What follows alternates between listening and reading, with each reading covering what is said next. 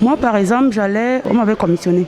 Donc, ne sachant pas que il me filait parce que j'avais des appels. Parce que j'avais un appel ce jour-là où il m'appelait, me demandait mon habillement, ma façon d'être en fait. C'est quand je veux prendre la moto, après 4 10 secondes, je ne connais pas le quartier. Donc je dis à la moto, je ne connais pas la zone. C'est comme ça qu'il m'amène et je me retrouve avec d'autres filles en brousse.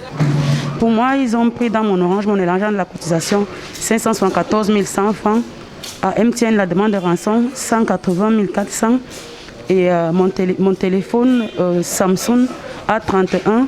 Et dans mon sac à main, j'avais 135 500.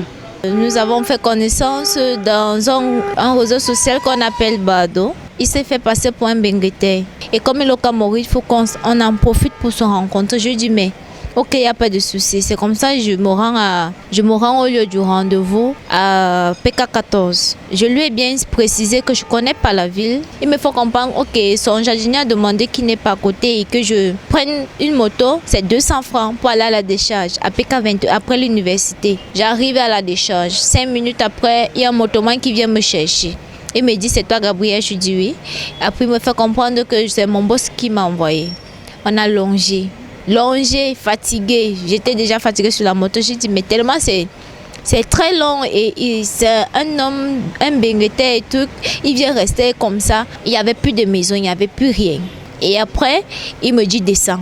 Il arrache tout ce que j'avais, mon porte-monnaie, mon téléphone. Il commence à me demander mon code Orange Money. C'est comme ça que je lui donne mon code. Et dans mon porte-monnaie, j'avais 32 000 quelque chose avec des pièces. Et dans mon OM, j'avais 62 000. J'ai commencé à paniquer, le demandant, est-ce que vous allez me tuer? Ils m'ont dit non, ne fais quoi avec ton corps? Si tu fais exactement ce qu'on te demande, on va vous relâcher. Il y a ton bengueté devant. Quand on arrive, on marche, on entre dans la bouche. Je m'en vais retrouver le chef et ma collègue. Donc celle que j'ai trouvée là-bas. Bon, hein? Oui. Elle, on l'a kidnappée depuis 15 heures.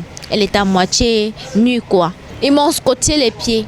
Après, ils ont dit, tu as la famille, j'ai dit oui. Tu as les frères, j'ai dit oui. Ils ont dit, bon, ce que tu vas faire, c'est que tu vas appeler tes frères et tout le monde de ton répertoire pour les faire comprendre que tu as été kidnappé.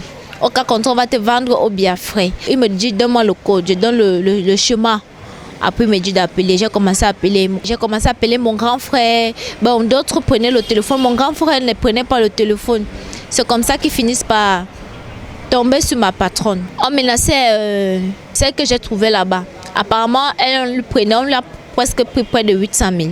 Parce elle envoyait toujours, elle avait l'argent gardé à la maison, on a pris ses cartes magnétiques, on a pris tout ce qu'elle avait. C'est comme ça que quand on rappelle ma patronne, elle panique.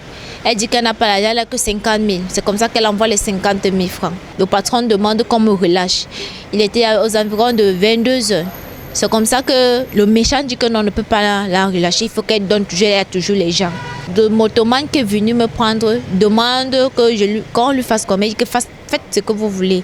C'est comme ça qu'il me prend, il me détache, il peut me violer. Et ce matin, j'ai reconnu le chef, celui qui s'est fait passer pour le bengueté et celui qui m'a menacé. Mais le violeur, il a encore un relâchement, on ne l'a pas encore prise.